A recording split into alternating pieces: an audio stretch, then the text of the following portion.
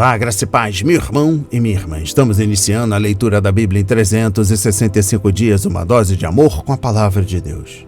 Hoje, no 254º dia, eu trago para leitura e comentários bíblicos os livros de 2 de Crônicas, capítulo 23, livro de Eclesiastes, capítulo 7 e o livro de Gálatas, capítulo 5, dos versículos 1 a 15. Neste momento, você precisa estar de posse de um bloco de anotação, caneta ou lápis. A Bíblia é tão importante quanto a sua leitura diariamente nos aproxima de Deus, fortalecendo assim a nossa fé e a esperança. Enquanto você prepara o nosso kit de fé, trago uma mensagem rápida. Todos nós temos a necessidade de estarmos em comunhão com Deus diariamente. Comunhão esta, agora, a leitura da Bíblia. Orar, meditar, refletir. A Bíblia Sagrada está cheia de promessas. Precisamos acreditar na palavra de Deus. Alimente a sua fé. A sua palavra tem muito mais força do que as coisas contrárias. Estamos vivendo um tempo em que devemos abrir os olhos. Satanás não está aqui para roubar o seu carro, sua casa, sua roupa, seu apartamento, celular, relógio. Ele vem para roubar agora esta semente, este estudo bíblico, a sua fé e os propósitos que Deus tem para você. Precisamos usar todos os recursos que Deus tem nos dado, incentivar a leitura da Bíblia, estudar. A Bíblia Sagrada nos faz gerar a fé, nos faz ter o alimento, a cura e a restauração. A compreensão da palavra vem através da revelação pelo Espírito Santo. Senhor, revele a compreensão de sua palavra. Jesus Cristo, me dê compreensão de sua palavra hoje e sempre. Em nome de Jesus, amém. E graças a Deus. Se desconecte de tudo e permita que a palavra do Senhor adentre em vossos corações. Vamos para a leitura no livro 2 de Crônicas, capítulo 23. Joás é ungido rei de Judá. No 7º ano, o sacerdote Joiadá se animou e entrou em aliança com os capitães de Sem. Azarias, filho de Jeroão, Ismael, filho de Joanã, Azarias, filho de Obed, Maazéias, filho de Adaías, e Elisafate, filho de Zicri. Estes percorreram Judá, congregaram os levitas de todas as cidades de Judá e os chefes das famílias de Israel e vieram para Jerusalém. Toda essa congregação fez aliança com o rei na casa de Deus. Então Joiadá lhes disse: Eis que o filho do rei deve reinar, como o Senhor Deus falou a respeito dos filhos de Davi. Isto é o que vocês devem fazer. 1/3 parte de vocês, sacerdotes e levitas, que entram de serviço no sábado, servirá de guarda dos portões do templo. Outra 1/3 parte estará no palácio real, e a outra 1/3 parte no portão do fundamento. E todo o povo estará nos pátios da casa do Senhor. Que ninguém entre na casa do Senhor, a não ser os sacerdotes e os levitas, que ministram. Estes poderão entrar, porque são santos, mas todo o povo guardará o preceito do Senhor. Os levitas devem rodear o rei, cada um de armas na mão. E se alguém quiser entrar no templo, que seja morto. Vocês devem acompanhar o rei aonde quer que ele for. Os levitas e todo o Judá fizeram tudo o que o sacerdote Joiadá lhes havia ordenado. Cada um reuniu os seus soldados, tanto os que entravam de serviço no sábado, como os que saíam de serviço no sábado, porque o sacerdote Joiadá não havia dispensado nenhuma das turmas. O sacerdote Joiadá entregou aos capitães de Sem as lanças, os escudos e os escudos menores que haviam sido do rei Davi e que estavam na casa de Deus. Dispôs todo o povo, cada um de armas na mão, desde o lado direito do templo até o seu lado esquerdo e até o altar e até o templo, para rodear o rei. Então trouxeram para fora o filho do rei, puseram a coroa na cabeça dele, entregaram-lhe o livro do testemunho e o constituíram rei. Joiadá e seus filhos o ungiram e gritaram: Viva o rei! A morte de Atalia. Quando a rainha Atalia ouviu o barulho do povo que corria e louvava o rei, veio para onde o povo estava, na casa do Senhor. Olhou e eis que o rei estava junto à coluna, à entrada. Os capitães e os tocadores de trombetas estavam ao lado do rei, e todo o povo da terra se alegrava e tocava trombetas. Também os cantores com os instrumentos musicais dirigiam o canto de louvores. Então Atalia rasgou as suas roupas e gritou: "Traição! Traição!" Porém, o sacerdote Joiadá trouxe para fora os capitães que comandavam as tropas e disse-lhes: "Façam-na sair por entre as fileiras, e se alguém a seguir, matem-no à espada." Porque o sacerdote tinha dito: "Não a matem na casa do Senhor." Então eles a prenderam, e ela, pelo caminho da entrada dos cavalos, foi para o palácio real, onde a mataram. A aliança de Joiadá. Joiadá fez uma aliança entre si mesmo, todo o povo e o rei, para serem eles o povo do Senhor. Então todo o povo entrou no templo de Baal e o derrubaram, despedaçando os altares e as imagens de Baal. Matã, o sacerdote de Baal, foi morto diante dos altares. Joiadá entregou a superintendência da casa do Senhor nas mãos dos sacerdotes levitas, que Davi tinha organizado em grupos para cuidarem da casa do Senhor, para oferecerem os holocaustos do Senhor, como está escrito na lei de Moisés, com alegria e com canto, segundo a instituição de Davi.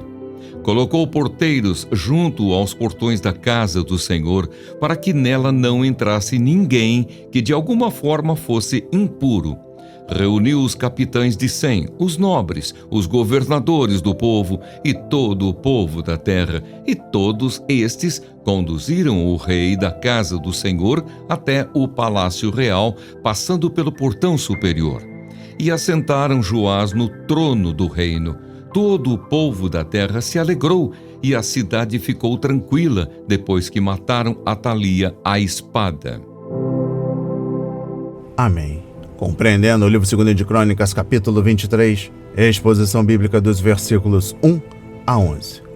Joiada, Jeozeba e a ama do menino tiveram a paciência de esperar o tempo de Deus, pois fé e paciência andam juntas, conforme Hebreus 6, versículo 12. Aquele que confia jamais será abalado, conforme Isaías 28, versículo 16. Em outras palavras, significa: aquele que confia não precisa ser levado a agir fora da hora. Em sua bondosa providência, o Senhor cuidou do menino, como também das 3 pessoas que sabiam quem ele era e o mantinham escondido. Se a rainha Atalia descobrisse o plano, tanto o pequeno Joás como as pessoas que cuidavam dele seriam mortos. Compreendendo o versículo 11, quando todos estavam em seu devido local, Joiada trouxe para fora o rei de 7 anos de idade e o apresentou ao povo. O sumo sacerdote pôs a coroa na cabeça de Joás e lhe deu uma cópia da lei de Deus, a qual ele deveria obedecer, conforme Deuteronômio 17, versículos 14 a 20, capítulo 31, versículo 26. Em seguida, Joiada ungiu Joás e o povo recebeu com alegria como seu governante. O significado literal de "viva o rei" é vida longa ao rei. Conforme 1 Samuel capítulo 20, versículo 24, 2 Samuel capítulo 16, versículo 16 e 1 de Reis capítulo 1, versículos 25 e 39. Deus cumpriu sua promessa na aliança e pôs um dos descendentes de Davi no trono de Judá. Os fatores do tempo aqui fizeram eco ao tempo do Senhor ao enviar seu filho. Mas, quando chegou a plenitude do tempo, Deus enviou seu filho, nascido de mulher, nascido debaixo da lei, conforme Gálatas 4, versículo 4. Exposição bíblica dos versículos 16 a 21. Joiada já tinha dado a santa aliança a Joás, conforme versículo 11. Mas era necessário que o povo e o rei confiassem sua fidelidade mútua e ao Senhor. Israel era uma teocracia e Deus era seu rei. O rei humano governava como representante escolhido por Deus e o povo obedecia a este monarca como obedeceria a Deus, pois a lei de Israel era a lei do Senhor. Israel era a nação da aliança no Monte Sinai. Seus antepassados juraram fidelidade ao Senhor e à sua palavra, conforme Êxodo 19 ao capítulo 24. Ele revela a sua palavra a Jacó, os seus decretos e ordenanças a Israel. Ele não fez isso a nenhuma outra nação. Todas as outras desconhecem as suas ordenanças. Aleluia! Conforme Salmos 147, versículos 19 a 20. E eu encerro a compreensão do livro 2 de Crônicas, capítulo 23, trago a exposição bíblica dos versículos 18 a 19. Joiada imediatamente tomou medidas para remediar a situação ao seguir as ordens de Davi, conforme 1 de Crônicas, capítulos 23 ao capítulo 26, e colocar os devidos sacerdotes e levitas em posição de ministério, oferecer os sacrifícios diários ao Senhor e cantar louvores a Ele era importante. Também as portas do templo precisavam ser vigiadas para que nenhuma pessoa impura entrasse e contaminasse os outros adoradores. Avivamento é simplesmente obedecer à palavra de Deus e fazer o que Ele ordenou aos nossos pais que fizessem. Não precisamos das novidades do presente, precisamos das realidades do passado. Vamos para a leitura no livro de Eclesiastes, capítulo 7.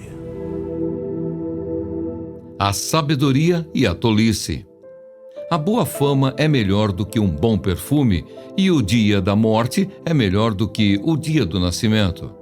Melhor é ir à casa onde há luto do que ir à casa onde há banquete, pois naquela se vê o fim de todas as pessoas, e que os vivos o tomem em consideração. Melhor é a mágoa do que o riso, porque com a tristeza do rosto se melhora o coração. O coração dos sábios está na casa do luto, mas o dos insensatos na casa da alegria. Melhor é ouvir a repreensão do sábio do que ouvir a canção dos tolos. Pois como o crepitar dos espinhos debaixo de uma panela, assim é a risada dos tolos. Também isto é vaidade. Certamente a opressão faz do sábio um tolo, e o suborno corrompe o coração. Melhor é o fim das coisas do que o seu princípio. A paciência é melhor do que a arrogância. Não se apresse em ficar irado, porque a ira se abriga no íntimo dos tolos. Nunca pergunte, por que os dias passados foram melhores que os de agora?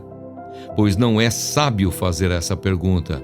Boa é a sabedoria, havendo herança. Ela é proveitosa para os que veem o sol. A sabedoria protege do mesmo modo que o dinheiro. Mas a vantagem da sabedoria é que ela dá vida a quem a possui. Observe as obras de Deus, pois quem poderá endireitar o que ele fez torto?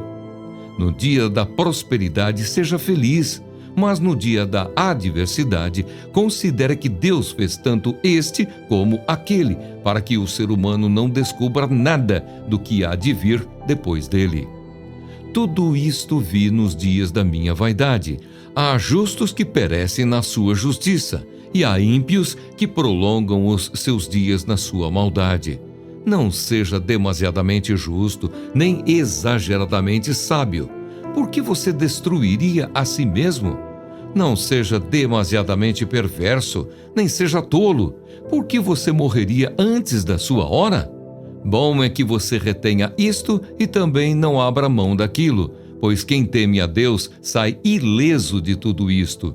A sabedoria fortalece o sábio mais do que 10 poderosos que se encontram numa cidade.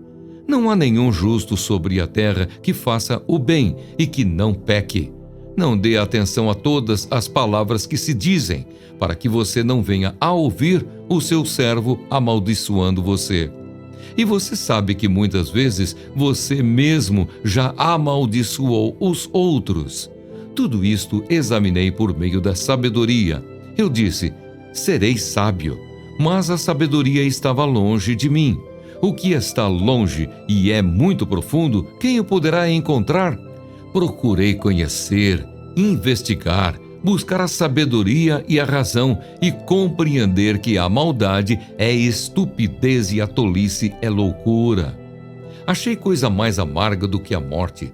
A mulher cujo coração é rede e armadilha e cujas mãos são correntes. Quem agrada a Deus fugirá dela, mas o pecador virá a ser seu prisioneiro. Eis o que descobri, diz o pregador. Conferindo uma coisa com outra, para a respeito delas formar o meu juízo, juízo que ainda procuro e não encontrei. Entre 1000 homens achei um, como esperava, mas entre tantas mulheres não achei nem sequer uma. O que descobri é tão somente isto, que Deus fez o ser humano reto, mas ele se meteu em muitos problemas. Amém. Compreendendo o livro de Eclesiastes, capítulo 7, exposição bíblica dos versículos 1 a 10. Melhor é a palavra-chave neste capítulo. Os que ouviam Salomão devem ter ficado chocados ao ouvi-lo descrever as melhores coisas que vêm para aqueles que seguem a sabedoria de Deus. Versículo 1. O escritor está contrastando 2 dias significativos na experiência humana. Aquele em que uma pessoa recebe o nome e o dia em que o nome aparece na coluna do obituário. O modo como ela vive entre os 2 eventos é que irá determinar se esse nome deixará para trás uma fragrância encantadora ou um fedor terrível. O nome dele realmente fede. É uma declaração rude, mas enfatiza esse ponto de vista. Exposição bíblica dos versículos 2 a 4. Salomão aconselhou o povo a olhar a morte de frente e aprender com ela. Ele não disse que devemos estar preocupados com a morte, porque isso poderia ser anormal, mas há o perigo de tentarmos evitar confrontos com a realidade da morte e, consequentemente, não levarmos a vida tão a sério quanto deveríamos. Compreensão do versículo 7, exortação parece ser uma maneira rápida de fazer as coisas, mas ela só transforma um sábio em tolo e incentiva a corrupção que já está no coração humano. Muito melhor é esperar paciente, humildemente em Deus para cumprir sua vontade do que ficarmos com raiva e procurar o próprio caminho, conforme versículo 8. E também dê uma conferida em Provérbios 14, versículo 17, capítulo 16, versículo 32, e livro de Tiago, capítulo 1, versículo 9. Compreendendo o versículo 10, o hoje é melhor do que o ontem. Quando a vida é difícil e estamos impacientes para que haja mudança, podemos muitas vezes lembrar os bons e velhos tempos, quando as coisas eram melhores. Alguém já disse que os tais bons velhos tempos são a combinação de uma memória ruim e uma boa imaginação, e muitas vezes isso é verdade. O ontem é passado e não pode ser mudado, e o amanhã pode não chegar. Por isso, aproveite o hoje. Isso não significa que não devemos aprender com o passado ou não nos prepararmos para o futuro, pois ambos são importantes. Significa isto sim, que devemos viver hoje na vontade de Deus e não nos deixar paralisar pelo ontem ou hipnotizar pelo amanhã. Exposição bíblica dos versículos 11 a 13. Ter sabedoria é melhor do que uma rica herança. O dinheiro pode se desvalorizar e ser roubado, mas a verdadeira sabedoria mantém o valor e não pode ser perdida, a menos que nos tornemos tolos e abandonemos deliberadamente. Compreendendo o versículo 13, isso não é uma intimação ao fatalismo servil, semelhante ao capítulo 1, versículo 15, é um convite singelo a uma vida subjugada à vontade de Deus. Se Deus faz algo torto, Ele é capaz de endireitá-lo e talvez nos peça para trabalhar com Ele para concluir o trabalho feito. Mas, se o Deus quer que algo fique torto, é melhor não discutir com Ele. Nós não compreendemos plenamente todas as obras de Deus, conforme capítulo 11, versículo 5, mas sabemos que Ele fez tudo apropriado ao seu tempo. Referência capítulo 3, versículo 11. A exposição bíblica dos versículos 15 a 18. Se há um problema na vida que exige uma perspectiva madura, é este: porque os justos sofrem e os maus prosperam. Aparentemente, os bons morrem jovens, enquanto o ímpio desfruta de vida longa. E isso parece contrário à justiça e à palavra de Deus. O Senhor não disse que o obediente teria vida longa, conforme Êxodo 20, versículo 12, e Deuteronômio 4, versículo 40. E os rebeldes pereceriam, conforme versículos 25 a 26 e livro de Salmos, capítulo 55, versículo 23. Na verdade, os ímpios parecem prosperar apenas se adotarmos o ponto de vista limitado do tempo. Essa foi a lição de Asaf, registrada no Salmo 73 e que Paulo reafirmou em Romanos 8, versículo 18, e em 2 de Coríntios, capítulo 4, versículos 16 a 18. Exposição bíblica dos versículos 16 a 18. Esta passagem nos adverte contra a justiça própria e o orgulho que surgem quando pensamos que chegamos lá e sabemos de tudo. Não seja muito bom ou muito sábio. Salomão afirmou claramente no versículo 20 que não existem pessoas perfeitas. Por isso, ele não está se referindo à verdadeira justiça aqui. Ele estava condenando a justiça própria do hipócrita e a falsa sabedoria do orgulhoso, e advertiu que esses pecados levam à destruição e à morte. Compreensão do versículo 20. Todos são culpados tanto dos pecados de omissão, pratique o bem, como dos pecados de comissão, nunca peque. Se andamos no temor de Deus e seguimos sua sabedoria, seremos capazes de detectar e derrotar o maligno quando ele vem para nos tentar. A sabedoria nos guiará e nos guardará em nossa caminhada diária. Exposição bíblica dos versículos 23 a 25. Mesmo Salomão, com toda a sua sabedoria dada por Deus, não podia entender tudo o que existe, muito menos como Deus administra as coisas e que propósito o Senhor tem em mente. Ele procurou em todos os lugares a razão de ser das coisas, mas não encontrou resposta definitiva para todas as perguntas. O sábio tem consciência do que não sabe, e isso o ajuda a ser sábio. Compreendendo o versículo 28, não devemos pensar, por causa desta passagem, que Salomão achava que as mulheres são menos inteligentes que os homens, porque não é o caso. Ele falou muito bem das mulheres em Provérbios 12, versículo 4, capítulo 14, versículo 1, capítulo 18, versículo 22, capítulo 19, versículo 14, capítulo 31, versículos 10 e 11. Eclesiastes 9, versículo 9, e, certamente, em Cântico dos Cânticos, no livro de Provérbio, Salomão retrata a sabedoria de Deus como uma linda mulher, conforme capítulo 1, versículos 20 a 21, capítulo 8, versículos 1 e 2 e capítulo 9, versículos 1 e 2.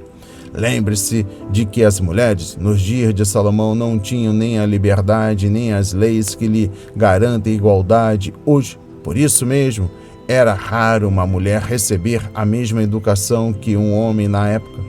O fato de uma mulher ter de liderar sobre a terra era geralmente considerado julgamento de Deus, conforme Isaías 3, versículo 12. Mas lembre-se de Miriam, Débora e Esther, mulheres do Antigo Testamento que tinham grande capacidade de liderança. E eu encerro a compreensão do livro de Eclesiastes, capítulo 7, trago o versículo 29. Sim, este mundo mal tem muitas armadilhas e tentações, mas a pessoa dotada de sabedoria divina terá o poder para sustentá-la. Salomão provou o seu ponto. Sabedoria pode tornar nossa vida melhor, mais clara e mais forte. Não podemos compreender plenamente tudo o que Deus está fazendo, mas teremos a sabedoria suficiente para viver para o bem dos outros e a glória de Deus. Vamos para a leitura no livro de Gálatas, capítulo 5, versículos 1 a 15. A liberdade cristã. Para a liberdade foi que Cristo nos libertou. Por isso, permaneçam firmes e não se submetam de novo a jugo de escravidão. Eu, Paulo, lhes digo que se vocês se deixarem circuncidar, Cristo não terá valor nenhum para vocês. De novo, testifico a todo homem que se deixa circuncidar que o mesmo está obrigado a guardar toda a lei. Vocês que procuram justificar-se pela lei estão separados de Cristo. Vocês caíram da graça de Deus. porque nós, pelo Espírito, aguardamos a esperança da justiça que provém da fé. Porque em Cristo Jesus nem a circuncisão, nem a incircuncisão tem valor algum, mas a fé que atua pelo amor. Vocês vinham correndo bem. Quem foi que os impediu de continuar a obedecer à verdade? Esta persuasão não vem daquele que os chamou. Um pouco de fermento leveda toda a massa. Tenho confiança no Senhor de que vocês não mudarão a sua forma de pensar.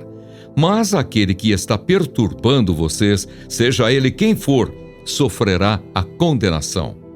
Mas, irmãos, se ainda prego a circuncisão, por que continuo sendo perseguido? Nesse caso, estaria desfeito o escândalo da cruz. Quem dera até se mutilassem aqueles que estão perturbando vocês. A liberdade é limitada pelo amor.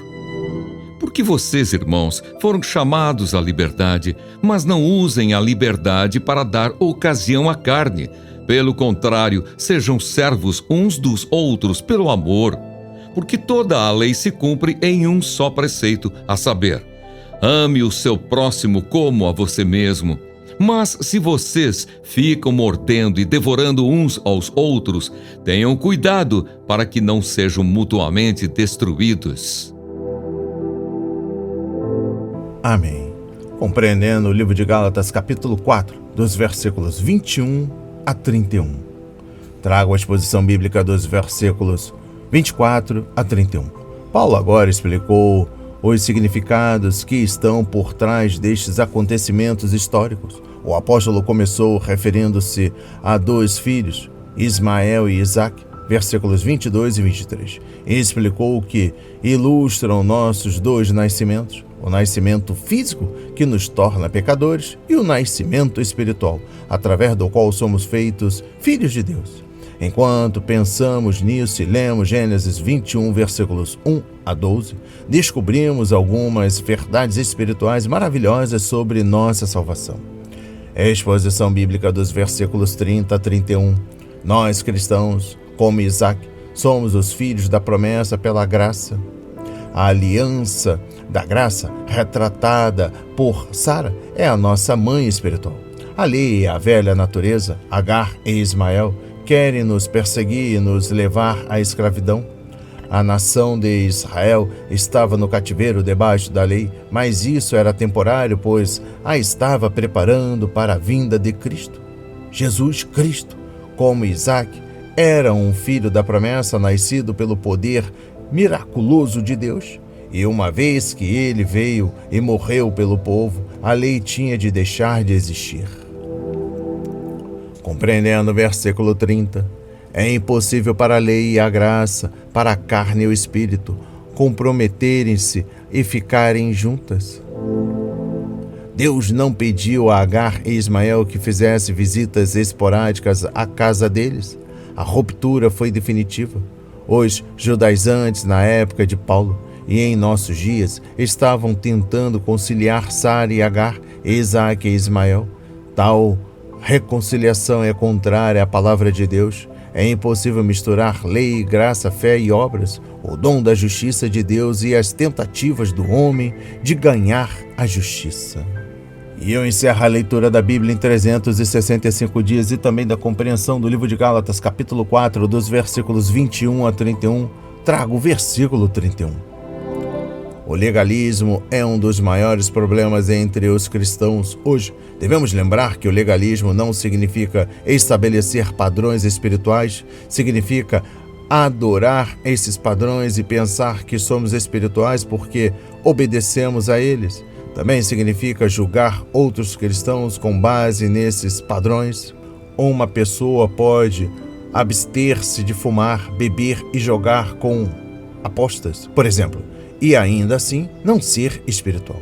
Os fariseus tinham altos padrões, contudo, eles crucificaram Jesus. Graças a Deus, o cristão está livre da maldição da lei e do controle da lei. Tentar misturar lei e graça é buscar o impossível. Isso contribui para uma vida cristã frustrada e estéril. Mas viver pela graça, mediante a fé, dá à pessoa uma vida cristã livre e satisfatória.